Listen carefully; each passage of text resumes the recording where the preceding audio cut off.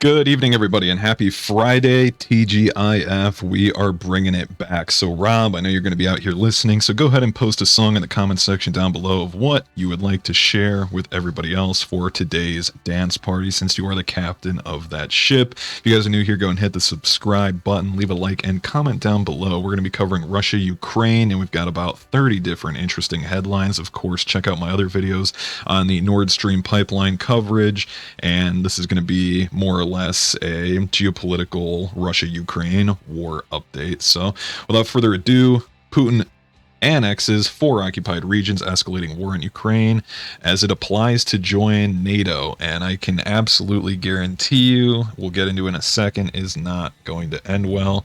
Of course, they've already been shut down.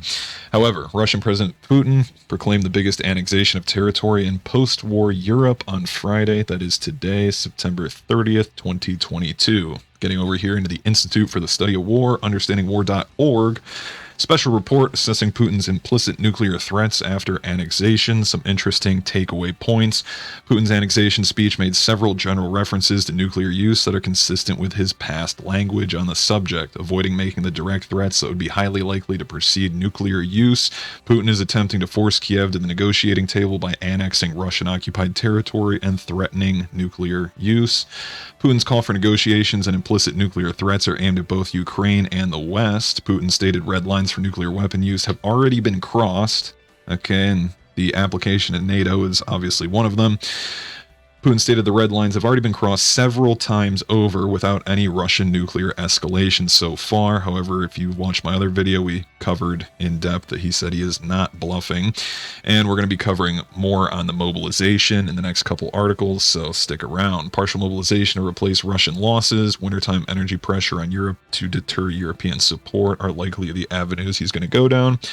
Putin would likely need to use multiple tactical nuclear weapons in Ukraine to achieve his desired operational effect, freezing the front lines and halting Ukrainian counteroffensives, but the operational effect would need to outweigh the potentially very high cost of possible NATO retaliation, which we'll also get into. Russian nuclear use would therefore be a massive gamble for limited gains. Interestingly enough, India, China, Brazil abstain from the UN vote condemning Russian annexation, again, as people flip-flop and are hedging their bets to see is the West done for and if they should put all their eggs in a different basket, so to speak. Now, an interesting one, total war. Russia reopens the Kiev front. Thousands of troops are heading for Belarus and will seal the border with Poland. Russia is preparing to reopen the Kiev front by moving military forces into Belarus. The Russian-Ukrainian sources speak of intensive preparations of the Belarusian railway network to transport hundreds of tanks, armored vehicles, and other weapon systems. At the same time, works are underway at Zayaprovka, Lunenets airports, which are expected to be completed within 2 months. Apologies if I butchered the pronunciation there. The first information speaks of 20,000 Russian reservists who will be transferred to Belarus within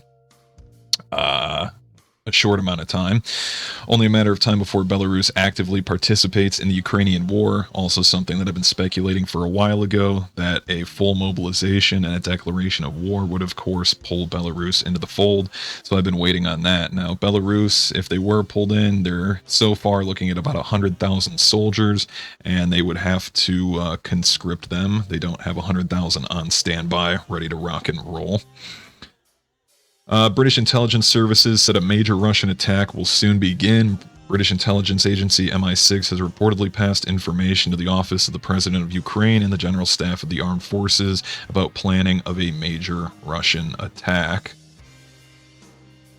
Finland bans entry to Russian tourists starting at midnight. Of course, that was last night, so that is already in effect. Out of Helsinki, Finland, Finland announced it would ban Russian citizens with tourist visas from entering the country starting Friday, curtailing one of the last easily accessible routes to Europe for Russians trying to flee a military mobilization aimed at bolstering the Kremlin's war in Ukraine. Another $1.1 billion in arms sent to Ukraine. The White House: we will not be deterred. Marking the 22nd such installment of 18 more HIMARS. 150 armored multi-purpose vehicles, 150 tactical vehicles, 40 trucks, 80 trailers, 2 more radars for unmanned aerial systems, 20 multi-mission radars, as well as secure communication systems, and more body armor being sent. Some interesting points here. Everybody's finally accepting that our stockpiles are depleted and this is unsustainable. Quote, I'm greatly concerned unless we have new production which takes months to ramp up, we're not going to have the ability to supply the Ukrainians. Europe is running low too. The military stocks of most European/NATO member states have been, I wouldn't say exhausted, but depleted in a high proportion because we've been providing a lot of capacity to the Ukrainians. The EU's High Representative for Foreign Affairs and Security Policy said that. They are running out of weapons to send. However, the White House said they'll continue to support them as long as it takes. Months, years, you name it. Mass grave site with 1,100 bodies found in burn pits outside the liberated Izium. Don't really have anything else to go off of other than that as they continue with the breaking Geneva Convention, torturing mass deaths of all kinds of people. So just keep an eye on that as those headlines. That's about the third one we've seen. Now, federal government warns Canadian hockey players in Russia, Belarus to leave, which I thought was interesting because the U.S. urges Americans also to leave Russia in the wake of the sabotage of the Nord Stream pipelines. Pretty much every country and their embassy has said, get out now. Again, telling Americans to leave Russia, quote, as soon as possible, ASAP. Russia calls UN security meeting over the pipeline, and they're blaming the United States for terrorist attack. Russia's foreign minister posted old videos of the U.S. officials commenting on how the pipeline will end if Moscow invades Ukraine, and I covered that and played both clips in my pipeline coverage first video. And at the end of the second one. Russia on Wednesday called for the United Nations Security Council meeting over the Nord Stream pipeline sabotage, on which Moscow officials are blaming the U.S. Interesting one here. Russian bombers capable of carrying nukes detected near Finland. This is out of the Jerusalem Post. The bombers capable of carrying missiles, cruise missiles, and strategic nuclear weapons have been active in the Ukrainian war since Moscow invaded in February. Israeli intelligence firm detected an irregular presence of Russian strategic bombers near Finland, so keep an eye as things are certainly not de-escalating. Biden says the U.S. will never recognize Russian claims on Ukraine. Biden pledged on Thursday the United States will never recognize Russia's claim on Ukraine's sovereign territory as the United States prepared new sanctions to impose once Moscow annexes new areas, which happened today. The United States is working with allies on sanctions to impose once Russia annexes new areas of Ukraine, which I just find a little bit laughable considering every time they do something we say, bad Russia, don't do that. More sanctions, we'll do it. We'll put more sanctions on you. Meanwhile, the actual war is being fought on the ground. Vladimir Putin vows destruction of satanic West in Ukraine annexation rant.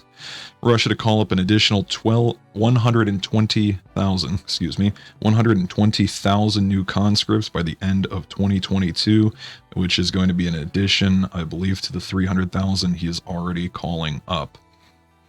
Republicans push Biden to use $2.1 billion Ukraine aid set to expire. The Senate on Thursday passed an additional $12.35 billion Ukraine aid package as part of its stopgap funding needed to avoid a shutdown. Biden still has not used the remaining $2.1 billion in presidential drawdown authority to transfer weapons to Kiev that Congress already approved. And there's some really dangerous rhetoric coming out of Lindsey Graham talking about if Russia were to nuke Ukraine, then NATO would get involved. And they're saying that there would be nuclear fallout that would blow into Poland. And since they're under the banner, everybody would have to go to war. So they are chomping at the bit, if you will, to get NATO troops into Ukraine. It's very serious stuff. And this pipeline, it's extraordinarily serious as a heart attack, more so. Do not think it is light. Analysts, U.S. weapon stockpiles at dangerously low levels as the DoD sends weapons to Ukraine. Again, I've been covering this 3-4 different times. Everybody said it, Department of Navy, Department of the Army. Biden warns Putin, U.S. will defend every inch of NATO land after Ukraine annexation. Biden on Friday warned Putin that American allies are fully prepared to defend every single inch of NATO territory after the Russian, quote, tyrant claimed to annex 4 Ukrainian regions. Again, more interesting rhetoric. Here out of an opinion piece, Israel takes calculated risk in rejecting Russian annexation of Ukrainian territories. Jerusalem hopes that criticism of the Kremlin, in unison with other major world powers, will bypass the radar of the Russian wrath as just one more voice in widespread international condemnation. Israel has openly rejected the outcomes of this week's Russian-imposed referendums. And of course, on Ukraine, Russia repeats insistence that it had no choice but to invade. Interesting one coming out of, I believe, Lavrov, invoking history ranging from the U.S. war in Iraq to the early 2000s to the 20th century Cold War to a 19th century U.S. policy that has essentially proclaimed American influence over the Western Hemisphere. Lavrov portrayed the U.S. as a bully that tries to afford itself, quote, again, quoting him, the sacred right to act with impunity wherever and wherever they want, and can't accept a world where others also advance their national interests. Commenting that about the U.S., the United States and allies want to stop the march of history, he says. And an interesting one, U.S. has sent private warnings to Russia against using a nuclear weapon through back channels. Biden administration has been sending messages to Moscow about the grave consequences that would follow the use of nuclear weapons. Finland shuts borders with Russia as military-age men flee. Kremlin thinks about mobilizing residents of Abkhazia and South Ossetia. Blinken warns China foreign minister against support to Russia at the UN. Poland begins handing out iodine pills on fears of Ukraine nuclear plant meltdown. So keep that one also in the back of your mind. Now, this is a few days old headline, but the Zaporizhzhia nuclear plant, one of the largest in Europe, of course. Just watch.